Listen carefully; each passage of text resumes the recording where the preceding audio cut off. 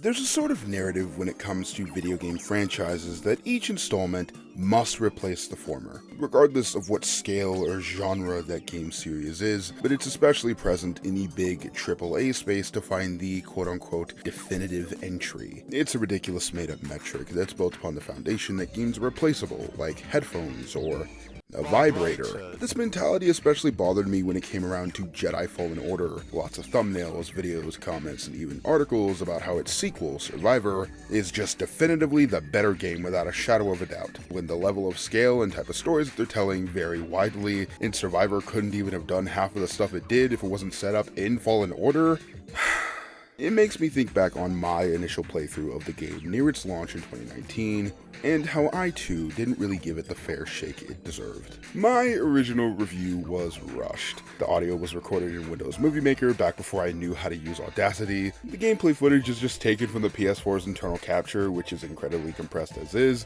and gets worse when you pile on YouTube's as well. My writing was sloppy and more focused on jokes per minute than actual criticism. Those were the dark times. But more importantly, I sucked the game down with a straw as fast as I could, which came at the cost of my overall enjoyment. You wouldn't believe how much you can nitpick at a great game when you give it to someone who's essentially trying to do a blind speed run. Especially since I gave myself a month to complete Jedi Survivor and ended up loving that one, I wanted to give Fallen Order the same chance. And I think I'm in love with this game again. Jedi Fallen Order has a thematically cohesive, enthralling narrative wrapped inside one of the most thoroughly enjoyable games, not only in the Star Wars universe, but in the 8th console generation as a whole. This is real best games of the 2010s material here, man. The overall gist of the story is that Cal Kestis was once a Padawan who went into hiding after watching his master die during Order 66, but is now thrown into this ongoing battle with the Empire in an attempt to prevent another massacre from happening to even more Force-sensitive children. Anything more in depth, you're gonna fucking have to look into Wikipedia, man. Cal, who's portrayed by Cameron Monaghan, is such an excellent leading man, and is able to convey the wide array of emotions that Cal faces, specifically when overcoming the trauma of feeling responsible for his master, Jaro Tapal's death. His chemistry with the rest of the Mantis crew adds that nice space adventure energy to an overall pretty desolate story. I especially appreciate the subtle ways that Cal is tugged in different directions as a sort of coming-of-age story. His initial inclination to recreate the Jedi Order because that's all he knows, and eventual realization that both that thought process and the judgment passed upon other fallen Jedi like Seer was hubris, is what makes him a favorite character of mine. Others like Terran Malicos, Seer, and Trilla, all of whom left the Jedi religion, are the beginning of a theme that Survivor focuses entirely on. That being what the Jedi could become when pushed up against a wall. Like any other religion or doctrine, there are people in the midst who are ready to take advantage of it, like Terran taking advantage of Dathomir and the Night Sisters. That's what I really like about the dark times between episodes 3 and 4. The desperation that each and every character has to simply endure until the rebellion comes along shows their true colors. In my opinion, Fallen Order is a Star Wars story unlike anything we've ever seen. Not because all this is breaking new ground or something, but because Respawn are incredibly skilled at using the format of video games to tell their stories in ways that only interactivity can. Learning new moves by playing Cal's memories as a Padawan, the implementation of Cal's PTSD through seamlessly loading into traumatic areas of his past, and all of that stuff throughout the game builds up to playing through Order 66 as a Padawan. Even the story itself of someone who hasn't used the Force in a while and has to relearn everything, slowly resembling a Jedi from the prequel era, reflects on us as the player. In 2019, it had been years since the last story-focused Star Wars game surrounding a Force user, so we, the player, are also relearning the Force alongside Cal. This is the stuff that only video games can truly achieve, and I really love how much the Jedi games are embracing both the cinematic prestige narrative alongside a game that's just simply fun. And that's really the best way I can describe the actual game parts. It's fun. Sure, there's lots of mechanics and design structure that's borrowed from other titles, but I'm not really going to focus on that. One, because I don't really play a lot of Dark Souls, and two, I think people will often bring up the Dark Souls comparison to just put it in a box, and just sort of leave it there with no further opinions or different perspectives. This, and the many other games emulating these mechanics, are almost fetishized for their difficulty, and that's usually the end of the majority of the conversations online, and I don't want to contribute to that. So regardless of what other other thing Fallen Order borrows from, it's a game that wants you to slow down, smell the roses. And this is where I, and a lot of other people, slipped up.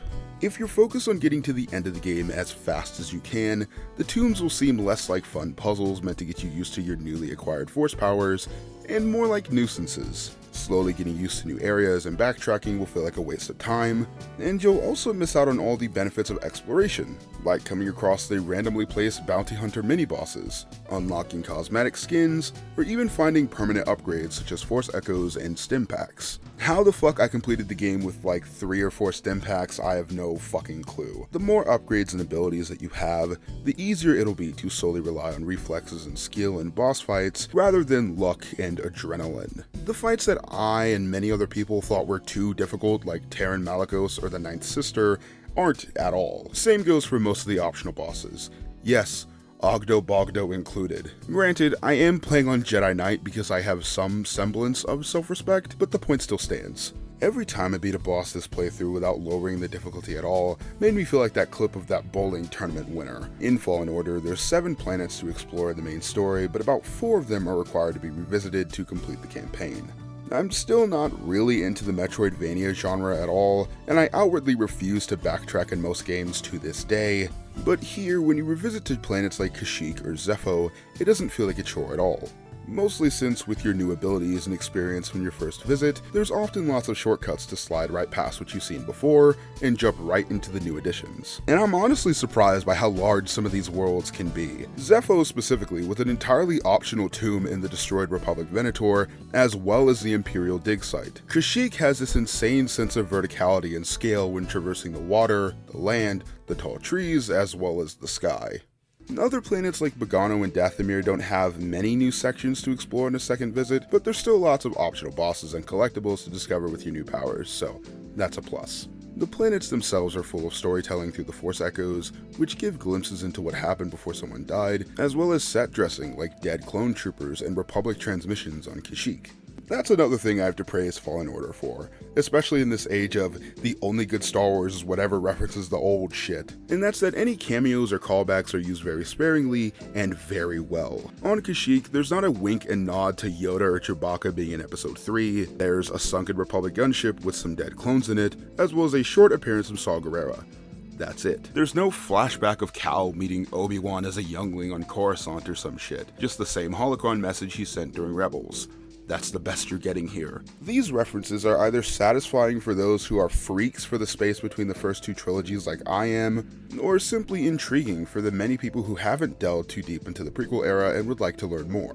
I personally didn't grow up watching the Clone Wars despite being the right age range for it, so learning more about planets like Ilum and Dathomir through this game was the push I needed to finally watch that series. Good world building and callbacks makes fans feel satisfied or make newcomers curious, while the bad ones just placate fanatics and confuse those who don't spend too much time on Wikipedia.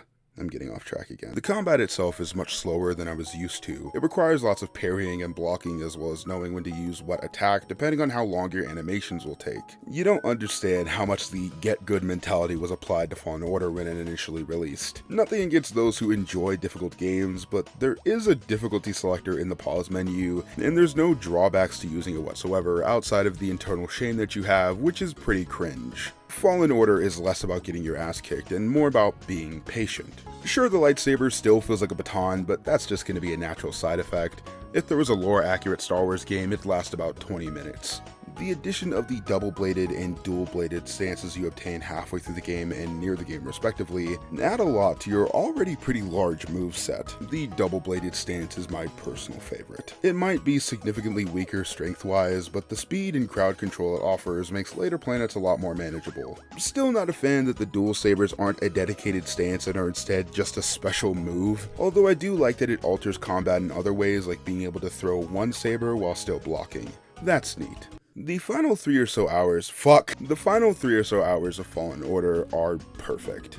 I'd already loved the 15-ish hours preceding it, but from about Ilum up to the credits crawl are some of the best parts of the game hands down. Breaking into the Fortress Inquisitorius, especially after watching Kenobi, felt like a nice raise of the stakes. The final boss fight with Trilla is great, and she has a lot of new moves than I gave her credit for in my first playthrough. But of course, there's the final chase scene with Vader to one of my favorite pieces of Star Wars music, Anakin's betrayal.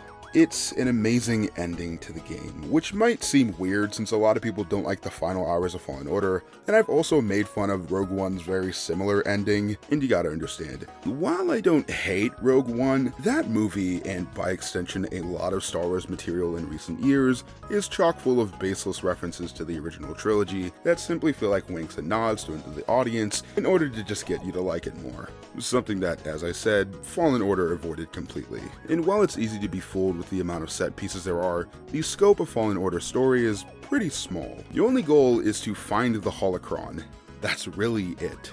But sure enough, those stakes slowly rise until the final raid in the Inquisitor's headquarters, and that's what makes the Darth Vader inclusion at the very end so surprising on a first playthrough. Simply put, it was earned over the past 18 hours. The small scope was a big critique I saw levied against Fallen Order, but that's what makes this game so intriguing. It set very harsh boundaries upon itself and stuck to them. If Darth Vader had showed up in the middle of the game, I don't think that ending or even Fallen Order as a whole would have worked as well. Of course, hindsight is 2020, and now that Survivor has been released and we've seen where all the characters will go from here, but even ignoring Survivor, the additional books and comics, as well as a possible third entry, the abrupt ending here makes sense. The story was over. Cal has overcome his past and is now worked alongside his newfound family to prevent a similar tragedy that happened to him, Marin, and Seer. There's really nothing left for this installment to say, so that's all, folks. That's sort of why I think revisiting games or any sort of art is kind of important. To dispel the vague idea of your memory of a story and instead create new connections with it. Sure, Survivor has superior customization, more combat options, bigger worlds, etc, etc, etc, but that doesn't make it better. Of course, this is all opinion. Frankly, I love both of these games, but ultimately they're striving for very different goals. Survivor is a bigger budget sequel that builds upon the foundation of Fallen Order, while Fallen Order is a small-ish scale return for AAA single-player focused Star Wars games since the release of The Force Unleashed 2, 9 years earlier. Oh my god. I don't expect for everyone to love Jedi Fallen Order. That's fine. I have more than enough love for this game to make up for all of you. Its massive worlds, puzzles that aren't too difficult or last too long, enemy variety, fair difficulty curve, beautiful visuals, and a soundtrack by one of the best duos working in Star Wars music. What is there not to love? Please, I beg you, if you haven't yet played Fallen Order for yourself, it's an experience that cannot be contained into a YouTube video, no matter how long or in-depth I or anyone else tries to make it. Don't forget to share this to Steam Greenlight. Let me get in on this one. That might really give it a goodbye, so wow!